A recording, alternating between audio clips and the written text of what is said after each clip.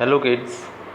देखिए आज से हम अपना next chapter number 4 of NCERT book linear equations in two variable start कर रहे हैं। ठीक है, शुरू करते हैं without wasting the any moment of the costly time. अच्छा, एक बात मैं बोलना चाहूँगा कि मेरे ख्याल से आपने चैप्टर नंबर 3 मतलब कि कोऑर्डिनेट ज्योमेट्री अच्छे से कर लिया होगा, क्योंकि अगर आपने वो चैप्टर कर लिया है तभी आप ये वाला चैप्टर समझ पाएंगे, अदरवाइज़ पहले वो कीजिए उसके बाद इस वाले चैप्टर पर आइए। चलिए शुरू करते हैं। देखिए जो first question the cost of अच्छा मैं आपको याद दिला दूं पहले बेसिकली वेरिएबल्स क्या होते थे। ठीक है, देखिए वेरिएबल्स को हम लिटरल्स के नाम से भी जाना करते हैं, और वेरिएबल होते क्या हैं कि जनरली जो अल्फ़ाबेट्स होते हैं like A B C D X Y Z, इनको हम जनरली वेरिएबल्स कहा करते हैं। क्यों कहा करते हैं कि देखिए किसी पर्टिकुलर कंडीशन में ए की वैल्यू, बी की वैल्यू, जेड की वैल्यू, एक्स की वैल्यू, वाई की वैल्यू कुछ और हो सकती है, किसी और कंडीशन में इनकी वैल्यूज़ बदलकर कुछ और भी हो सकती हैं। तो इसी कंडीशन की वजह से हम ये कह सकते हैं कि जो अल्फ़ाबेट्स हैं अपनी वैल्यूज़ को वेरी कर रहे हैं, चेंज कर रहे हैं, इसीलिए इनको वेरिएबल्स कहा जाता है। ठीक है, तो अब ये जो चैप्टर है वो लीनियर इक्वेशंस इन टू वेरिएबल है, मतलब आपको इसमें दो वेरिएबल यूज़ करने हैं। जनरली आपको जो वेरिएबल्स मिलेंगे वो होंगे एक्स एंड वाई, जनरली जो मिलेंगे। हालांकि ऐसा कोई मैंडेटरी नहीं है कि एक्स और वाई ही आएंगे सिर्फ, बाकी अधिकतर केसेस में ये आपको मिलने वाला है। तो फर्स्ट वाला क्वेश्चन देखते हैं। The cost of a notebook is twice the cost of the pen. एक नोटबुक की जो कॉस्ट है वो पेन की कॉस्ट की ट्वाइस है। Write a linear equation in two variables to represent this statement. बस आपको एक लीनियर इक्वेशन लिख के बतानी है जो कि इस स्टेटमेंट को रिप्रेजेंट कर सके। क्या बोल रहे हैं? The cost of a notebook is twice of the pen. एक जो नोटबुक की कॉस्ट है पेन की ट्वाइस है। देखिए एक्सरसाइज नंबर 4.1 का जो फर्स्ट क्वेश्चन है वो मैंने यहाँ पर किया हुआ है। Let the cost of the notebook be rupees x. हमने नोटबुक की कॉस्ट को एक्स सपोज कर लिया, and the cost of the pen be y, और पेन की कॉस्ट को हमने वाई सपोज कर लिया। क्वेश्चन में क्या मेंशन किया हुआ था कि जो नोटबुक की कॉस्ट है वो पेन की कॉस्ट की ट्वाइस है। जैसे आप एग्जांपल ले सकते हैं कि जैसे 50 होता है, 50 25 का ट्वाइस होता है ना, मतलब आप ये कह सकते हैं कि 50 इज इक्वल टू 25 इंटू 2। ये बात हुई ना। सेम कंडीशन यहाँ पर भी फॉलो होने वाली है। जो नोटबुक की कॉस्ट है हमने एक्स सपोज कर ली है, जो पेन की कॉस्ट है हमने वाई सपोज कर ली है। उन्होंने बोला कि जो नोटबुक की कॉस्ट है मतलब कि एक्स, वो इस कॉस्ट का मतलब कि पेन की कॉस्ट का ट्वाइस है, यानी x is equal to 2y। ये हो गया इसका फाइनल स्टेटमेंट, ये आपकी फाइनल इक्वेशन हो चुकी है। X is equal to 2y। आप चाहें तो इसको थोड़ा सा मोल्ड कर सकते हैं, चेंज कर सकते हैं। 2y को इस साइड ले आइए, अगर आप इस साइड में लेकर आएंगे तो इसका साइन चेंज हो जाएगा, and it will be x minus 2y is equal to 0। आप ये लिख सकते हैं। ये भी आंसर हो सकता है और ये वाला भी आंसर हो सकता है, दोनों ही पॉसिबिलिटीज़ हैं। ठीक है, चलिए इसके बाद मैं आपको सेकंड वाला क्वेश्चन दिखाता हूँ। हाँ जी, the question is express the following linear equations in the form of ax plus by plus c is equal to 0 and indicate the values of a b c in each case. आपको इन सारे के सारे equations को इस form में represent करना है, ax plus by plus c is equal to 0, और उसके बाद आपको a b और c, यहाँ पर जो a लिखा हुआ है, जो b लिखा हुआ है और जो c लिखा हुआ है, इनकी वैल्यूज़ को ऑब्टेन करना है, राइट डाउन करना है। ठीक है, तो चलिए इसका करते हैं सॉल्यूशन। देखिए पहला जो आपका इक्वेशन है that was 2x plus 3y is equal to 9.35। आपने क्वेश्चन पर ध्यान दिया होगा कि क्वेश्चन था ax plus by plus c is equal to 0। ये क्वेश्चन था आपके पास कि ax plus by plus c is equal to 0। आपको उस फॉर्म में कन्वर्ट करना था। मैं वापस आपको दिखाता हूँ, ax plus by plus c is equal to 0। आप देख सकते हैं ये था कंडीशन। तो मतलब ओवरऑल क्या है कि RHS में कुछ भी नहीं होना चाहिए। ये जो RHS है इक्वल के राइट साइड वाला पार्ट जो है यहाँ पर सिर्फ 0 होना चाहिए, बाकी सारे टर्म्स लेफ्ट में होने चाहिए। कंडीशन है आपके पास ये, तो ये काम हमें कर लेना है। देखिएगा कि ये जो 9.35 बार है हम इस साइड लेकर आ जाते हैं तो इस साइड जाके माइनस हो जाएगा और इक्वल में आपको सिर्फ 0 मिलेगा। आपका जो इक्वेशन आ गया वो आ गया 2x प्लस 3y माइनस 9.35 बार इज इक्वल टू 0। अच्छा अब देखिएगा ऑन कंपेयरिंग इट विद, इसका आप कंपेरिजन कीजिए ax plus by plus c is equal to 0 से। ठीक है, ये थी statement ax plus by plus c is equal to 0। अच्छा सर कंपेयर कीजिए कि x के साथ यहाँ पर क्या है अपने पास a, और यहाँ पर x के साथ क्या है 2, तो a की वैल्यू 2 हो गई। यहाँ पर y के साथ कितना है b, और यहाँ पर y के साथ कितना है 3, तो b की वैल्यू आपकी 3 हो गई। यहाँ पर जो कांस्टेंट है मतलब जो अलोन टर्म है, जो अकेला टर्म है वो है c, और यहाँ पर जो अकेला टर्म है वो है माइनस 9.35 बार, तो जो c की वैल्यू वो होगी माइनस 9.35 बार। तो इस तरीके से आप कह सकते हैं आपकी ABC तीनों वैल्यूज ऑब्टेन हो चुकी हैं। ठीक है, अच्छा वापस से देखते हैं हम आगे। जो नेक्स्ट वाला पार्ट है this is x minus y upon 5 minus 10 is equal to 0। Obviously बात है आपको इस साइड एलसीएम ले लेना चाहिए। तो देखिए x के नीचे आप 1 सपोज करेंगे, 10 के नीचे आप 1 सपोज करेंगे, फिर आप एलसीएम लेंगे तो तीनों का एलसीएम 5 निकल कर आने वाला है। यहाँ 5 का मल्टीप्लिकेशन हो जाएगा, ये हो जाएगा 5x, और 5 का 5 से डिवीजन करते हैं, जब आप एलसीएम लेते हैं तो हमेशा ही किया जाता है, तो 1 बचेगा, और 1 का 1 से y से मल्टीप्लिकेशन करेंगे तो y आ जाएगा। ठीक है, अच्छा यहाँ पर 5 का मल्टीप्लाई हो जाएगा तो 50 हो जाएगा। अच्छा ये देखिए जो 5 है नीचे वाला, इसका LHS में डिवीजन हो रहा है, अगर आप इसे RHS में लेके जाते हैं तो यहाँ पर इसका मल्टीप्लिकेशन होगा, तो 5 का 0 से मल्टीप्लाई होकर हो जाएगा 0, और इस साइड आपके पास क्या बचेगा 5x - y - 50 = 0। अच्छा अब आप जरा कंपेयर कीजिए फिर उसी इक्वेशन से ax + by + c = 0। एक्चुअली यहाँ पर बाय मिस्टेक = c हो गया, होना चाहिए यहाँ पर ax + by + c = 0, ये होना चाहिए बेसिकली। ठीक है, तो देखिएगा ax तो मतलब a की जगह पर 5 है, by अच्छा b के प्लेस पर देखिए यहाँ पर y के आगे क्या लिखा हुआ है -1। आपको याद होगा अच्छे से कि जो y का कोफिशिएंट यहाँ पर -1 है, और c के प्लेस पर हमारे पास कितना है -50, तो a की वैल्यू 5 हो गई, b की वैल्यू -1 हो गई, और c की वैल्यू -50 हो चुकी है। ये अपना फाइनल सॉल्यूशन हो गया इसका। तो बड़े इजी क्वेश्चन होते हैं, नो इश्यूज़ आई थिंक। अच्छा नेक्स्ट देखिएगा जो इसका थर्ड वाला पार्ट है, दिस इज x = 3y। अभी हमने डिस्कस किया था कि RHS में सिर्फ 0 होना चाहिए, ठीक है ना, उसके अलावा कोई और नंबर आपको नहीं चाहिए, तो आप 3y साइड लेकर आइए। जब आप 3y को LHS में लेकर आएंगे तो माइनस हो जाएगा इधर आकर। अब आप इसका इस इक्वेशन का कंपैरिजन कीजिए फिर से, ax + by + c = 0 से। ठीक है, ज़रा कंपेयर करते हैं हम लोग।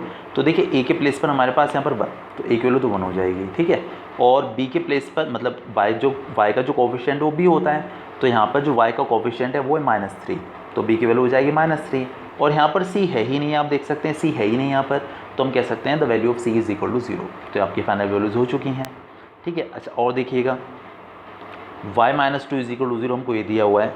अच्छा अब देखिएगा यहाँ पर x वाला टर्म नहीं है, x वाला टर्म यहाँ पर है ही नहीं, जो प्रेजेंट ही नहीं है यहाँ पर, तो आप इसके आगे मान सकते हैं 0 × x, क्योंकि आप 0 का किसी भी नंबर से मल्टीप्लिकेशन कर लीजिए वापस से 0 हो जाता तो कोई फ़र्क उसका रहेगा नहीं, तो 0 × x और ये +y एज इट इज़ और -2 एज इट इज़ = 0। अब आप कंपैरिजन करेंगे फिर से ax + by + c = 0 से, तो a के प्लेस पर आपको मिल जाएगा 0, b के प्लेस पर आपको मिल जाएगा इसके साथ y के साथ 1, तो b = 1 हो जाएगा, एंड c = -2। तो इसका आपका फाइनल सॉल्यूशन हो गया। ठीक है, बड़ा इजी क्वेश्चन था, कोई प्रॉब्लम मेरे ख्याल से नहीं आई होगी इसमें। और इसी के साथ आपकी एक्सरसाइज नंबर 4.1 ख़त्म हो जाती है। बस इसमें यही 2 क्वेश्चंस थे, इसके बाद हम बढ़ते हैं एक्सरसाइज नंबर 4.2 पर। ठीक है, चलिए देखिए भाई 4.2 का जो फर्स्ट क्वेश्चन है वो हम बाद में डिस्कस करेंगे, पहले हम करते हैं सेकंड का फर्स्ट वाला पार्ट। राइट 4 सॉल्यूशन, मतलब मैं सेकंड वाला क्वेश्चन रीड कर रहा हूँ। Right 4 solutions for each of the following equations. आपको इन तीनों इक्वेशंस के लिए 4 सॉल्यूशंस राइट डाउन करने हैं। अच्छा सॉल्यूशन का मतलब क्या होता है, किसी भी इक्वेशन को सॉल्व करके जो वेरिएबल्स हैं उनकी वैल्यू जब आप ऑब्टेन करते हैं तो उनको उसका सॉल्यूशन कहा जाता है। तो हमारे पास जैसे एक इक्वेशन दी हुई है 2x + y = 7, इसके लिए आपको x और y की वैल्यूज़ बतानी है, और कितनी वैल्यूज़ बतानी है उन्होंने बोला राइट 4 सॉल्यूशंस इसके फाइंड आउट करने हैं। ठीक है, चलिए तो मैं आपको पहले इसका सॉल्यूशन दिखाता हूँ, सेकंड का फर्स्ट वाला पार्ट। ठीक है, उसके बाद हम फर्स्ट वाले के बारे में बात करेंगे, 2x + y = 7। अच्छा देखिए आपको क्या कर लेना है, यहाँ से आप x या y किसी की वैल्यूज़ निकाल लीजिए, किसी की भी वैल्यू निकाल लीजिए, या तो y की निकाल लीजिए या फिर x की ऑब्टेन कर लीजिए। तो देखिए मैंने y की ऑब्टेन कर ली है, क्योंकि y के साथ कोई कोफिशिएंट यहाँ पर नहीं था, इसीलिए हमने ऐसे y की वैल्यू ऑब्टेन कर ली है। हम 2x को RHS में लेकर चले जाते हैं, तो 2x इस साइड जाके हो जाएगा माइनस का, it will B y = 7 - 2x। ठीक है, हमारे पास एक कंडीशन ऑब्टेन हो चुकी है, y = 7 - 2x, हमेशा ऐसे ही कर लीजिएगा आप। अच्छा अब आपको क्या करना है, इसके 4 सॉल्यूशंस राइट डाउन करने हैं। ठीक है, अब आप एक काम कीजिए कि x के प्लेस पर कोई भी नंबर सब्स्टिट्यूट कर दीजिए, देखिए मैंने यहाँ पर 1 कर दिया है, आप कोई और भी कर सकते हैं। जब आप x के प्लेस पर 1 सब्स्टिट्यूट करेंगे, मैंने इसको a केस नाम दे दिया, केस नंबर a, तो आपको क्या मिलेगा, मतलब पूरी इक्वेशंस को वापस से लिखिए, y = 7 - 2 × 1। Actually we are substituting the value of x = 1। आप कोई भी नंबर कर सकते हैं, मैंने यहाँ पर 1 किया हुआ है, तो हमने x के प्लेस पर यहाँ पर 1 डाल दिया, तो हमको मिला y = 7 - 2 × 1, और 2 का अगर आप 1 से मल्टीप्लिकेशन करेंगे तो 2 हो जाएगा, और 7 - 2 = 5। आपकी y की वैल्यू 5 निकल कर आ गई। ठीक है, अच्छा और देखिएगा ज़रा सेकंड केस में मैंने क्या किया कि x के प्लेस पर यहाँ पर 2 सब्स्टिट्यूट कर दिया। आपको 4 सॉल्यूशंस लिखने थे एक्चुअली, तो यहाँ पर अगर आप 2 सब्स्टिट्यूट करेंगे तो y इज इक्वल टू आ जाएगा 7 माइनस 2 इंटू 2, और 2 इंटू 2 करते हैं तो हमको मिल जाता है 4, और 7 माइनस 4 करेंगे तो y की वैल्यू 3 आ जाएगी। ठीक है। अच्छा, अब ज़रा थर्ड नंबर केस पर आइएगा कि थर्ड नंबर केस में मैंने x के प्लेस पर 3 सब्स्टिट्यूट कर दिया, तो वापस से वही चीज़ y is equal to 7 minus 2 into 3, तो 2 इंटू 3 करेंगे तो 6 एंड 7 माइनस 6 1 मिल गया आपको। ठीक है। अच्छा, नेक्स्ट वन जो है यहाँ पर x के प्लेस पर हमने क्या किया कि -4 सब्स्टिट्यूट कर दिया। आप कोई भी कर सकते हैं, मैंने नेगेटिव नंबर थोड़ा सा इसलिए कर दिया कि आप ये ना सोचें कि यहाँ भी सारे पॉजिटिव नंबर ही किए जाते हैं क्या, तो ऐसा कुछ नहीं है। आप 0 भी कर सकते हैं, नेगेटिव नंबर भी कर सकते हैं। तो आपको मिलेगा 7 माइनस 2 इंटू -4, और -2 इंटू -4 करके +8 आ जाएगा, तो फाइनली 7 + 8 करके 15 आ जाएगा। अच्छा, अब देखिएगा हम वापस से पहुँचते हैं। जब आपने x के प्लेस पर 1 सब्स्टिट्यूट किया था तो आपको y की वैल्यू 5 मिली थी, तो इसका जो पहला सॉल्यूशन है वो हो गया 1,5 because of x is 1 and y is 5। आपको याद होगा हमने कोऑर्डिनेट ज्योमेट्री में डिस्कस किया था कि x की वैल्यू हमेशा पहले लिखी जाती है। सेकंड केस की बात करें तो सेकंड केस में देखिएगा x की वैल्यू 2 है, y की वैल्यू 3 है, so the solution is 2,3। Third case की हम लोग बात करें तो द सॉल्यूशन इज़ 3,1, क्योंकि x के प्लेस पर 3 है, y के प्लेस पर 1 है, हमने ऑब्टेन कर लिया है। और फोर्थ वाले केस में आ जाएगा -4,15। तो ओवरऑल आप देख सकते हैं कि ये इसके 5 सॉल्यूशंस आपको मिल गए और ये हमारा इसका आंसर है, सॉरी 4 सॉल्यूशंस आपको मिल गए और ये आपका आंसर है। अच्छा, अब एक बात और बोलना चाहूँगा, अब उन्होंने तो सिर्फ 4 सॉल्यूशन पूछे हुए थे हमसे, ऐसा कोई ज़रूरी थोड़ा है इसके 4 सॉल्यूशंस हों। जब हमने यहाँ पर 4 अलग अलग वैल्यूज़ सब्स्टिट्यूट किए x की, तो y की अलग अलग वैल्यूज़ आपको मिलती चली गई। आप x के प्लेस पर 0, 5, 7, -7, 8, -8, 7/3, 4/3, 2/9, मतलब कोई भी नंबर सब्स्टिट्यूट कर सकते हैं। आप करते जाइए ज़िंदगी बीत जाएगी नंबर सब्स्टिट्यूट करते करते। आप x की वैल्यू अलग अलग डालती जाइए, y की वैल्यू आपको डिफरेंट मिलती चली जाएंगी। तो इसीलिए हम ये बात कह सकते हैं कि इस इक्वेशन के इनफाइनाइट सॉल्यूशंस हैं, infinite which can not be obtained, जो ऑब्टेन ही नहीं किए जा सकते, इसके इतने सॉल्यूशंस हैं। तो अब मैं वापस से आता हूँ फर्स्ट वाले क्वेश्चन पर। जो फर्स्ट क्वेश्चन था उसमें क्या बोला हुआ था, मैं आपको दिखाता हूँ फर्स्ट वाले क्वेश्चन में क्या बोला हुआ था। हाँ जी, which of the following statement option is true and why. इसमें उन्होंने बोला था कि एक इक्वेशन है y is equal to 3x + 5, तो इसके कितने सॉल्यूशंस हो सकते हैं। यूनिक सॉल्यूशन मतलब सिर्फ एक सॉल्यूशन हो सकता है, ओनली 2 सॉल्यूशन सिर्फ 2 सॉल्यूशंस हो सकते हैं, या फिर इनफाइनाइट सॉल्यूशंस। तो अभी हम डिस्कस करके आ चुके हैं कि इस काइंड की किसी भी इक्वेशन के इनफाइनाइट सॉल्यूशंस पॉसिबल हैं। आप x के प्लेस पर अलग अलग नंबर डालते जाइए, आपको y की वैल्यू अलग अलग नंबर मतलब y की वैल्यू अलग अलग ऑब्टेन होती चली जाएगी। So infinite solutions of this equation are possible. समझ में आया होगा मेरे ख्याल से बहुत अच्छे से। चलिए, बहुत सही। इसके बाद मैंने किया हुआ है the third one. By question try कीजिएगा जो मैंने नहीं किए हुए हैं, खैर सभी करने हैं आपको, तो जो किए हैं वो भी करने हैं, जो नहीं किए हैं वो भी करने हैं। Check which of the following are solution of this equation. उन्होंने बोला कि चेक करके बताइए ये इन सब के लिए कि इनमें से कौन सा इस इक्वेशन का सॉल्यूशन है। ठीक है ना, कौन सा मतलब क्या ओवरऑल कंडीशन आपको बहुत अच्छे से पता चल चुका है कि x की वैल्यू हमेशा पहले लिखी जाती है। तो अगर हम इसकी बात करें तो मतलब x की वैल्यू 0 है और y की वैल्यू 2 है। अब आप कैसे पता करेंगे कि ये जो है वो इसका सॉल्यूशन है या नहीं। तो एक्चुअली क्या होता है कि हमें पॉलिनॉमियल्स में ही पढ़ा था कि अगर किसी भी इक्वेशन का कोई सॉल्यूशन होता है तो वो उसको सेटिस्फाई करता है। मतलब आप इस इक्वेशन में, इस वाली इक्वेशन में x के प्लेस पर 0 और y के प्लेस पर 2 सब्स्टिट्यूट कर दीजिए, और अगर LHS RHS के इक्वल आ गया, अगर इसका LHS RHS के इक्वल आ गया तो वो उसका सॉल्यूशन है, अदरवाइज वो उसका सॉल्यूशन नहीं है। तो हमारे पास जो इक्वेशन है उसके अकॉर्डिंग हम काम करते हैं आगे। देखिए x - 2y = 4, जो फर्स्ट वाला केस है उसमें हमें जो है जो ऑर्डर्ड पेयर दिया हुआ है, जो कोऑर्डिनेट दिया हुआ है वो दिया हुआ है 0,2। तो मतलब x के प्लेस पर हम 0 डालने वाले हैं और y के प्लेस पर हम 2 डालने वाले हैं। तो हम LHS सब्स्टिट्यूट LHS की वैल्यू ऑब्टेन कर रहे हैं। 0 - 2 × 2, तो 0 - 2 = 4 हो जाएगा, और 0 - 4 करके आ जाएगा -4। RHS वैल्यू कितना था, RHS थी हमारे पास +4, और ये कितना निकल कर आया -4। तो मतलब ये दोनों सेम नहीं है, which is not equal to RHS। Therefore 0,2 is not the solution of given equation. आपको पूरा स्टेटमेंट लिखना है, मैंने सिर्फ नो लिखकर काम चला दिया है। आपको लिखना है therefore 0,2 is not the solution of given equation. ठीक है। अच्छा, और देखिएगा और किया हुआ होगा मैंने। हाँ जी, देखिए 4,0, वापस से वही काम, हमारे पास कंडीशन थी, हमारे पास जो इक्वेशन थी वो थी x - 2y। तो हम x के प्लेस पर 4 सब्स्टिट्यूट करने वाले हैं और y के प्लेस पर 0 सब्स्टिट्यूट करने वाले हैं। तो 4 - 2y था ना, तो y के प्लेस पर 0। और अगर आप 2 मल्टीप्लाइड बाय 0 करेंगे तो आपको 0 मिल जाएगा and 4 minus 0 is equal to 4। अच्छा LHS भी 4 निकल कर आ गया और आपको याद होगा कि जो इसका RHS था दैट वाज आल्सो 4, वो भी तो 4 ही था, ठीक है ना। तो LHS RHS दोनों सेम निकल कर आ गए, ठीक है ना। Therefore it is equal to RHS, hence we can say that yes 4,0 is a solution of given equation, ठीक है। No issues I think. चलिए इसके बाद हमने नेक्स्ट वाला क्या हुआ है √2, 4√2। तो फिर से वही काम, आपके पास इक्वेशन थी x माइनस 2y, तो x के प्लेस पर √2 आपको सब्स्टिट्यूट करना है, -2 इंटू वाई, वाई मतलब y का मीनिंग हुआ 4√2। तो √2 एज इट इज़ है, अगर आप 2 का 4 से मल्टीप्लिकेशन करेंगे तो 8√2 आ जाएगा। अच्छा आपको याद होगा √2 मतलब 1√2। अब आप ये मान के चलिए ये 1√2 है और 8√2 है, तो आप 1 में से 8 माइनस करेंगे तो आपको मिल जाएगा -7√2। RHS कितना था हमारे पास, RHS वॉज 4, और यहाँ पर आपको LHS जो ऑब्टेन हुआ वो कितना निकल कर आया है -7√2। तो मतलब ये दोनों इक्वल नहीं आए, therefore the given ordered pair, the given values of x and y are not a solution of given equation. समझ में आ गया होगा बहुत अच्छे से। चलिए बहुत बढ़िया। इसके बाद मैंने क्या हुआ फोर्थ वन, मैं आपको पहले क्वेश्चन दिखा देता हूँ। ये इस काइंड के क्वेश्चंस बड़े ही इंपॉर्टेंट होते हैं और अधिकतर बिलीव कीजिए ऐसे क्वेश्चंस अधिकतर आते हैं। देखिएगा क्वेश्चन क्या दिया हुआ है उन्होंने हमको, this one the last one, find the value of k if x is equal to 2 and y is equal to 1 is a solution of this equation. उन्होंने बोला है कि x इज इक्वल टू 2 और y इज इक्वल टू 1 इस equation की solution हैं, मतलब उन्होंने मेंशन कर दिया कि हैं, चेकआउट नहीं करना है, मतलब फाइंड आउट नहीं करना है, तो आपको उन्होंने मेंशन ही कर दिया कि वो उसकी सॉल्यूशन है। तो अगर वो सॉल्यूशन हो उसके तो उसको वैसी बातें सेटिस्फाई करेंगे।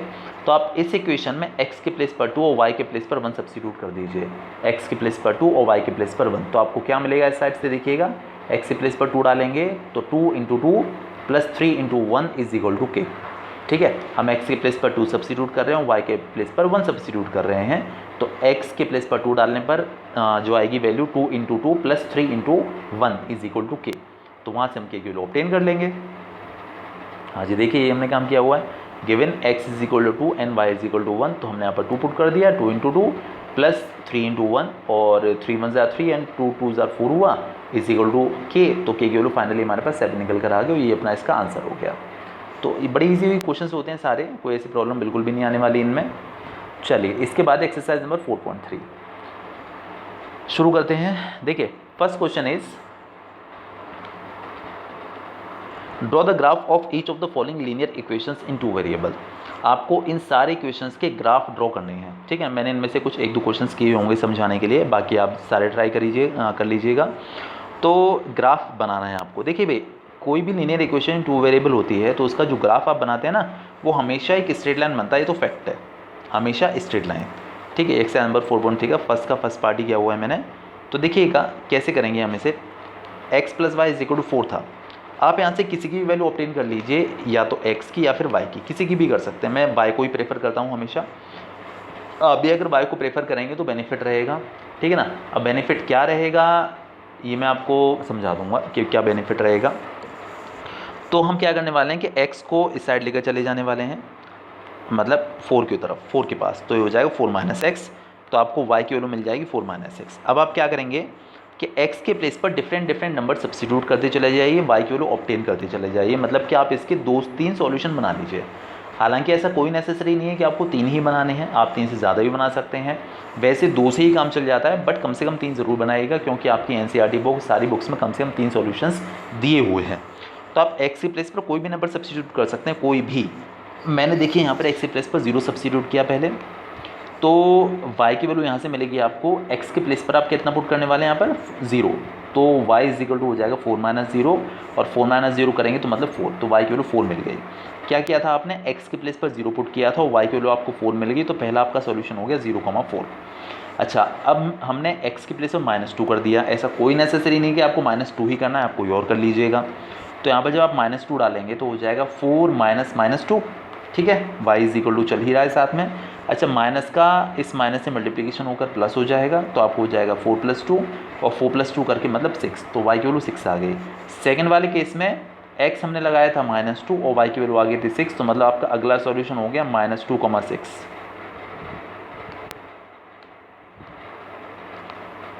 -2,6, ये आपका नेक्स्ट सॉल्यूशन हो गया, ठीक है। अच्छा, थर्ड वाले केस में हमने क्या किया कि एक्स की प्लेस पर 5 सब्स्टिट्यूट कर दिया। कुछ और कर सकते हैं आप, कोई ऐसा इशू नहीं है।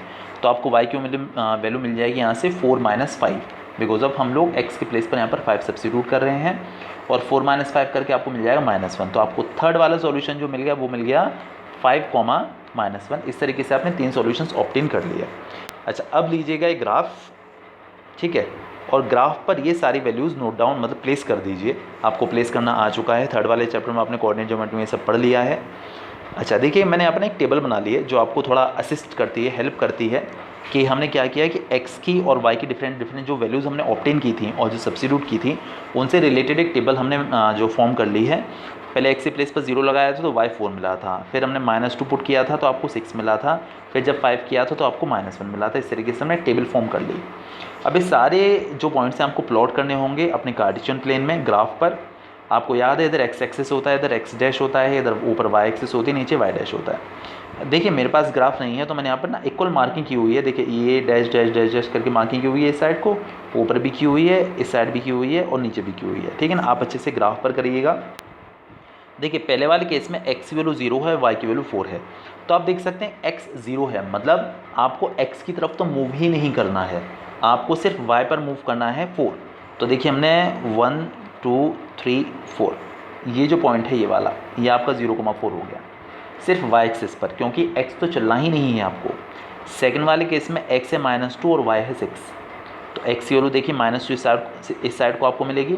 तो देखिए ये हो गया 1, ये हो गया 2, मतलब कि -2, ये हाँ जी, ये -1 -2 और y की वैल्यू है 6। तो y की वैल्यू देखिएगा 6 या 4, तो यहाँ तो हो गया ना 4 5 एंड 6। आप क्या करते थे कि यहाँ से एक लाइन ऐसे बना लेते हैं सामने, और यहाँ से एक लाइन इस तरीके से बना लेते हैं सामने, दोनों जहाँ मीट करती हैं यही पॉइंट आपको मिल जाता है -2,6, ठीक है ना। ये आपका दूसरा वाला पॉइंट हो गया -2,6। अच्छा, अब ज़रा हम थर्ड के बारे में बात करते हैं। तो द थर्ड इज़ 5, -1। तो x की वैल्यू 5 है तो आपको इस साइड को मूव करना होगा 5 तक, ठीक है ना, और y की वैल्यू -1 है तो नीचे आपको मूव करना होगा -1 तक। तो आप देख सकते हैं कि ये देखिएगा 1 2 3 4 एंड 5 देख सकते हैं ना, और इस साइड है -1, सामने से लाइन बनाकर लेकर आते हैं, दोनों जहाँ पर मीट कर जाती हैं भाई आपका पॉइंट हो गया 5, -1। अब आपको क्या करना है, आपको 3 पॉइंट्स मिल गए, एक मिल गया -2,6, एक 0,4, एक मिल गया 5, -1। आप इसके लगकर एक स्ट्रेट लाइन देखिए बना दीजिए जो इन तीनों पॉइंट से पास हो रही हो, और यही आपका रिक्वायर्ड ग्राफ है, ठीक है ना। आपको लाइन की दोनों तरफ एरो ज़रूर बनाने हैं, क्योंकि लाइन का कोई एंड पॉइंट नहीं होता है, इसीलिए आपको दोनों तरफ एरो ज़रूर फॉर्म करने हैं, ठीक है। बड़ा ईजी था, कोई प्रॉब्लम नहीं होगी मेरे ख्याल से इसमें। चलिए, इसके बाद हमने एक और क्वेश्चन किया आपकी सहूलियत के लिए। हमारे पास जो अगली क्वेश्चन थी वो थी, ये है फोर्थ वाला पार्ट इसका, 3 = 2x + y। मैं हमेशा से y की वैल्यू ऑब्टेन कर रहा हूँ, ठीक है ना। तो इस बार हमने y की वैल्यू ऑब्टेन ही की है, तो 2x को हम इस साइड लेकर आ जाएंगे तो हो जाएगा हमारे पास ये y = 3 - 2x। देखिए आपको ये मिल गया, ठीक है ना। अब आप वापस से वही करने वाले हैं कि x के प्लेस पर कोई वैल्यू सब्स्टिट्यूट करेंगे और y की वैल्यू आप कोई ऑब्टेन करेंगे। तो हमने पहले x के प्लेस पर 1 सब्स्टिट्यूट कर दिया। जब आप यहाँ पर 1 सब्स्टिट्यूट करेंगे तो आपको मिलेगा y = 3 - 2 × 1, ठीक है। तो 3 - 2 × 1, तो 2 × 1 करके आपको मिल जाएगा 2, एंड 3 - 2 = 1। ये आपका y की वैल्यू ऑब्टेन हो गई जब आपने x के प्लेस पर 1 सब्स्टिट्यूट किया तब। अब फिर हमने क्या किया कि x के प्लेस पर 2 सब्स्टिट्यूट कर दिया। तो x के प्लेस पर 2 डालने पर आपको मिल जाएगा y = 3 - 2 × 2, तो 2 2 ज़ार 4 एंड 3 - 4 करके -1 आ जाएगा। फिर हमने एक नेगेटिव वैल्यू भी सब्स्टिट्यूट कर दी, ठीक है ना। ऐसा कोई नेसेसरी नहीं, आप सारी भी पॉजिटिव भी कर सकते थे, कोई ऐसी प्रॉब्लम नहीं है। तो 3 - 2 × -2, तो -2 × -2 अगर आप करेंगे तो आपको +4 हो जाएगा, और 3 + 4 मतलब 7। ये आपकी वैल्यूज़ हो गई। अब वापस से हमने क्या किया होगा कि इनकी टेबल ज़रूर बनाई होगी जो हमें बड़ा हेल्प करती है। देखिए हमने एक टेबल फॉर्म की हुई है, ये आपकी सॉल्यूशन टेबल भी कह सकते हैं आप इसे। जब हमने x ऊपर है x है नीचे y है, तो x1 किया सब्स्टिट्यूट तो आपको y1 मिला था, x वैल्यू आपने 2 सब्स्टिट्यूट की तो आपको y -1 मिला था, जो आपने x की वैल्यू -2 सब्स्टिट्यूट की तो आपको y की वैल्यू 7 मिली थी। तो इस तरीके से हमने अपनी सॉल्यूशन टेबल प्रिपेयर कर ली, ठीक है। अब आपको क्या करना है कि इसे ग्राफ पर प्लेस करना होता है। तो जैसे हमने पीछे किया हुआ था वापस से वही काम हम लोग करने वाले हैं। इस साइड आपकी x एक्सिस होती है, x डैश होती है, ऊपर y एक्सिस होती है, नीचे y डैश होती है, और ये बीच वाला पॉइंट ओरिजिन कहलाता है। आपको बहुत अच्छे से बात वाली पता है, आप बहुत अच्छे से समझ चुके हैं जो कोऑर्डिनेट वाला चैप्टर है। तो देखिए आपका जो पहला पॉइंट था वो था 1,1, मतलब आपको इस तरफ भी 1 चलना है और इस तरफ भी 1 चलना है, तो आपको ये वाला पॉइंट मिल जाएगा 1,1। फिर आपको जो सेकंड पॉइंट था वो था आपके पास 2,-1, तो आपको इस तरफ को 2 मूव करना है और नीचे y की वैल्यू -1 है, तो देखिए आपको ये वाला पॉइंट मिल गया 2,-1। ठीक है, जो थर्ड वाला है दैट वाज -2,7, तो आपको इस साइड -2 मूव करना है और इस साइड आपको ऊपर की साइड 7 मूव करना है, और यहाँ से हम 2 स्ट्रेट लाइंस लेकर आते हैं और दोनों जहाँ पर मीट कर जाती हैं यही पॉइंट हो जाता है आपका -2,7। ठीक है, कोई प्रॉब्लम नहीं मेरे ख्याल से बिल्कुल भी। तो इस तरीके से हमने कई सारे ये ऑब्टेन कर लिए। अच्छा, एक पॉइंट है देखिए, ये एक पॉइंट है देखिए, ये एक पॉइंट है, इसके रखिए और तीनों से एक स्ट्रेट लाइन पास आउट कर दीजिए और ये आपका सॉल्यूशन हो जाएगा। ठीक है, मेरे ख्याल से कोई प्रॉब्लम नहीं है, ये आपका ग्राफ फॉर्म हो चुका है। चलिए, बहुत बढ़िया। इसके बाद देखिएगा मैंने सेकंड वाला क्वेश्चन किया हुआ है, थर्ड वाला भी किया हुआ है और फोर्थ वाला भी किया हुआ है, उसके बाद नहीं है। ठीक है, तो देखिए सेकंड वाले की बात करते हैं हम लोग। हाँ जी, मैं पहले आपको क्वेश्चन दिखा देता हूँ। जी हाँ, ये देखिएगा, give the equations of 2 lines, आपको 2 लाइंस की इक्वेशन बनानी है। पासिंग थ्रू 2,14, जो 2,14 से पास हो, मतलब कि जिसमें x की वैल्यू अगर आप 2 पुट करें तो आपको y14 मिल जाना चाहिए। ठीक है ना, अगर वो लाइन 2,14 से पास हो रही हैं तो आप x के प्लेस पर अगर 2 सब्सिट्यूट करेंगे तो आपको y की वैल्यू 4 मिलेगी, 14 मिलेगी। ठीक है, तो how many more such lines are there and y, और इस तरीके की इतनी लाइन्स आप और बना सकते हैं और क्यों। चलिए देखिए मैं आपको दिखाता हूँ इसका सॉल्यूशन। हाँ जी, तो हमें क्या करना है, कौन सी कंडीशन हमें फॉलो करनी है कि अगर आप x के प्लेस पर 2 सब्सिट्यूट करें तो आपको y14 मिलना चाहिए। तो देखिए मैंने फर्स्ट इक्वेशन बना दी, y = x + 12। ज़रा आप x के प्लेस पर 2 सब्सिट्यूट करके देखिए यहाँ पर, तो 2 + 12 आपको मिल जाएगा ना 14, 2 + 12 14 आ गया। सेकंड हमने बना दी y = 16 - x, जब आप x के प्लेस पर यहाँ पर 2 सब्सिट्यूट करेंगे तो 16 - 2 करेंगे तो आपको 14 अगेन मिल जाएगा। अब ऐसा कोई ज़रूरी नहीं है कि आप यही करें, आप कोई और भी ले सकते हैं। जैसे आप कर सकते हैं y = 17 माइनस, नहीं, आपको चाहिए 14 लेकर आना है ना। देखिए आप इक्वेशन और बना सकते हैं, जैसे y = 30 - x/2। देखिए मैंने कैसे सोचा, आप x के प्लेस पर ज़रा 2 सब्सिट्यूट करिए तो आपको मिलेगा 30 - 2, 30, फिर से लिखता हूँ, y = 30 - x/2। जब आप x के प्लेस पर 2 सब्सिट्यूट करेंगे तो आपको मिल जाएगा 30 - 2, 30 - 2 मतलब 28, और 28/2 करेंगे तो आपको देखिए 40 मिल जाएगा। तो ऐसे बहुत सारे इक्वेशंस आप फॉर्म कर सकते हैं, मतलब इनफाइनाइट सॉल्यूशंस आप फॉर्म कर सकते हैं। ठीक, मेरे ख्याल से कोई बिल्कुल भी दिक्कत नहीं है इसमें। चलिए इसके बाद देखिए जो अगला क्वेश्चन है, थर्ड वन, मैं आपको क्वेश्चन दिखा देता हूँ पहले। हाँ जी, द थर्ड वन देखिएगा, if the point 3,4 lies on the graph of the equation this, ये देखिए उन्होंने बोला एक इक्वेशन है 3y = ax + 7, और जो 3,4 है वो इस पर लाई करता है, मतलब इसको सेटिस्फाई कर रहा है, वो इसका सॉल्यूशन है। तो ओबियसली बात है, अगर वो इसका सॉल्यूशन है तो आप x के प्लेस पर 3 और y के प्लेस पर 4 सब्सिट्यूट कर सकते हैं इसमें। तो इस इक्वेशन को उठा लीजिए और इसमें x के प्लेस पर 3 और y के प्लेस पर 4 सब्सिट्यूट कर दीजिए। ठीक है, देखिएगा, और आपको a फाइंड आउट करना है, वही पुराना वाला क्वेश्चन है ये। तो 3y = ax + 7 था, हम x के प्लेस पर 3 और y के प्लेस पर 4 सब्सिट्यूट करने वाले हैं। तो y के प्लेस पर जब आप 4 सब्सिट्यूट करेंगे तो आपको मिलेगा 3 × 4, और x के प्लेस पर 3 मतलब a × 3 + 7।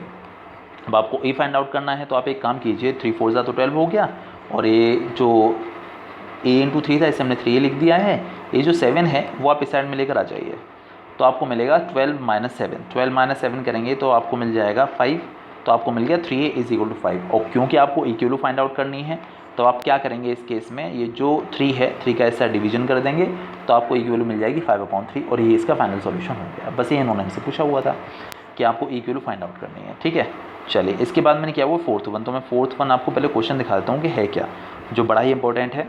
देखिएगा, अच्छे समझने की कोशिश करिएगा। The fourth one, the taxi fare in a city. अच्छा एक और बात, वीडियो देखते टाइम आपको बिल्कुल भी जल्दी नहीं करनी है, क्योंकि मेरी वीडियो ज़्यादा शॉर्ट नहीं होती, तो आप अंदर से जो आपकी जो ये अगर है कि भाई जल्दी ख़त्म हो तो वो चीज़ पहले निकालिए, उसके बाद आपको अच्छे समझ में आ पाएगा। ठीक है। फोर्थ वन देखिएगा, the taxi fare in a city is as follows. एक शहर में टैक्सी का किराया इस तरीके से है, फॉर द फर्स्ट किलोमीटर, पहले किलोमीटर के लिए द फेयर इज़ ₹8, जो किराया है वो ₹8 है। मतलब जो आप 1 किलोमीटर चलेंगे तो आपको ₹8 देने होंगे, ठीक है ना। And for the subsequent distances is ₹5 पर किलोमीटर, और उसके बाद जब आप मूव करेंगे तो आपको ₹5 पर किलोमीटर देना होगा। मतलब फर्स्ट किलोमीटर का ₹8 और उसके बाद आपको हर किलोमीटर का ₹5 देना होगा। और taking the distance is equal to x kilometre, हमें टोटल डिस्टेंस x दी हुई है, and the total fare is ₹y, और आपको जो टोटल किराया देना है, फेयर देना है, ₹y देना है। Then write a linear equation for this information and draw its graph. तो आपको एक तो पहले इक्वेशन फॉर्म करनी है, फिर उसका ग्राफ बनाना है। ग्राफ बनाना मेरे ख्याल से आपको बहुत अच्छे से आ गया, तो मैं इक्वेशन आपको बना के दिखाता हूँ, सॉल्यूशंस भी निकाल के दिखा दूंगा, ग्राफ आप खुद से बना सकते हैं। ठीक है। तो चलिए बात करते हैं। आपको याद रखना है क्वेश्चन कि फर्स्ट किलोमीटर के लिए ₹8 देना है, उसके बाद ₹5 पर किलोमीटर आपको देना है। ठीक है। चलिए हम बढ़ते हैं अपने क्वेश्चन की तरफ। देखिएगा, टोटल फेयर उन्होंने हमको बोला हुआ था ₹y है टोटल फेयर। फर्स्ट किलोमीटर का उसने ₹8 दे दिया है, तो 8 किलोमीटर ₹8 तो अच्छा। उन्होंने बोला था कि जो टोटल डिस्टेंस है, वो जो पर्सन मूव कर रहा है वो x किलोमीटर है, और उसने ₹1 का तो किराया उसने दे ही दिया। x किलोमीटर में से 1 किलोमीटर का किराया तो उसने दे दिया, तो उसके कितने किलोमीटर्स बचे हैं? अब उसके किलोमीटर्स बचे x - 1 किलोमीटर्स, क्योंकि 1 किलोमीटर का तो वो फेयर दे चुका है। अब x - 1 किलोमीटर्स बचे हैं, जो उसे ₹5 के हिसाब से जिसका चार्ज देना है। ठीक है। तो x - 1 किलोमीटर्स हैं, 1 किलोमीटर का ₹5 है, तो टोटल फेयर हो गया x - 1 × 5। जैसे अगर एक टॉफ़ी ₹5 की आती है तो 10 टॉफ़ी कितने की आएंगी, तो दोनों का मल्टीप्लिकेशन कर लेंगे। उसी तरीके से 1 किलोमीटर का जो फेयर है वो ₹5 है, तो x - 1 किलोमीटर अगर आपको निकालना है तो दोनों का मल्टीप्लिकेशन कर लीजिए। अब आप कैसे करते हैं इसे सॉल्व? इसका 5 का अंदर मल्टीप्लाई कर लेंगे हम लोग ब्रैकेट में, तो आपको मिलेगा 5x - 5, और 5x अपना एज इट इज़ है, 8 - 5 करने पर आपको मिल जाएगा 3। सो y = 5x + 3, ये आपकी इक्वेशन फॉर्म हो चुकी है। अब आपको क्या करना होता है कि आपको अगर ग्राफ बनाना है तो x की अलग अलग वैल्यूज़ डालिए, y की अलग अलग वैल्यूज़ ऑब्टेन कर लीजिए। ठीक है। जो मन चाहे कर सकते हैं, पर एक बात ज़रूर ध्यान रखिएगा, आपको यहाँ पर नेगेटिव वैल्यू नहीं डालनी है। क्यों नहीं डालनी? क्योंकि x जो था वो डिस्टेंस थी, and distance can never be negative. तो आपको ये बात ज़रूर याद रखनी है अच्छे से। तो पहले हमने x के प्लेस पर 2 सब्स्टिट्यूट कर दिया, तो आपको y की वैल्यू हो जाएगी 5 × 2 + 3, तो मतलब कि 13। फिर हमने x के प्लेस पर 4 सब्स्टिट्यूट कर दिया, तो बहुत बड़ी वैल्यूज़ मत करिएगा, वरना आपको ग्राफ पे प्लॉट करने में बड़ी दिक्कत होगी। आप 50 किलोमीटर लगा रहे हैं, आप ग्राफ पर कैसे प्लॉट करेंगे? बहुत प्रॉब्लम हो जाएगी। इसीलिए मतलब बहुत छोटी भी नहीं, मतलब और ठीक ठाक वैल्यूज़ करनी है जिससे आप इजीली प्लॉट कर पाएँ। तो 5 × 4 + 3, तो 5 4 = 20 + 3 23 हो गया, और x के प्लेस पर 3 डाल दीजिए, तो आपको मिल जाएगा 5 × 3 + 3, तो 5 3 15 + 3 मतलब 18। तो आपको जो ऑर्डर्ड पेयर मिले, जो आपको सॉल्यूशन मिले, वो हुआ, पहला तो है 2,13, दूसरा है 4,23, और जो थर्ड वन है दैट इज़ 3,18। अब आप इसका एक सॉल्यूशन टेबल बना लीजिए, जो आपको बड़ा हेल्पफुल रहता है। इस तरीके से सॉल्यूशन टेबल बनाने के बाद और आप अपना ग्राफ फॉर्म कर लीजिए। बस यही था इस में, मतलब जो है बेसिकली इस चैप्टर में 4.3 की 4th क्वेश्चन तक हमने कर लिए थे। और अब आप जो रिमेनिंग 4.3 है और जो 4.4 जो एक्सरसाइज है वो उसके आपको वीडियो कल मिल जाएगी। चलिए टिल देन बाय बाय, और क्वेश्चंस करते चले जाइए, प्रॉब्लम हो तो पूछिए ज़रूर।